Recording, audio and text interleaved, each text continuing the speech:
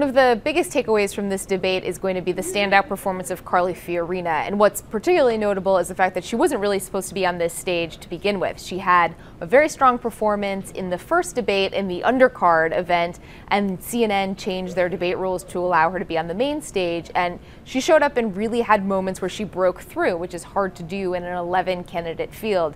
Obviously, we can't go on talking about the debate without talking about Trump. And this was the debate where you saw Republican candidates trying to be more aggressive against him. This is really a reflection of the fact that his position in this field has changed. When we were going into the last debate, there was a sense among Republicans that he was a summer fling for voters, that he wasn't going to be a serious candidate. Now you've seen candidates talking about him not only being a serious candidate, but being someone who could win early states next year. So if you're going to take him seriously as a candidate, you have to start to go after his record. You have to start to poke holes in his policy positions or lack thereof. Rubio said, if you don't know the answers to those questions, you will not be able to serve as commander-in-chief. Another thing that was really notable about this debate is just how much time was spent talking about policy.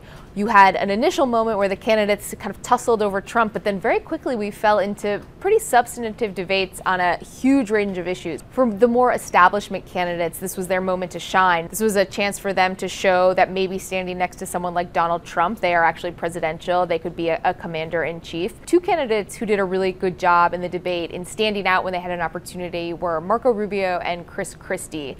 Both of them, early on in particular, didn't have a lot of talking time, but when they did, they capitalized it. You saw Rubio talking about his personal story, his family history, which is very compelling. Chris Christie, who's known for this brash personality, actually kind of stepped in at one moment when Trump and Fiorina were going after each other. And for the 55-year-old construction worker out in that audience tonight who doesn't have a job, who can't fund his child's education, I got to tell you the truth, they could care less about your careers. If you looked at the setup for this debate, you saw 11 candidates standing almost shoulder to shoulder, and it really underscored how crowded this field is. And you saw candidates who were waving their arms at the moderator, yelling his name, trying to get attention. And they know that this is one of the rare opportunities that you have at this stage of the campaign to speak to millions of people, and so they want to try to get their opportunities. And unfortunately, not every candidate is going to get as many opportunities as they want.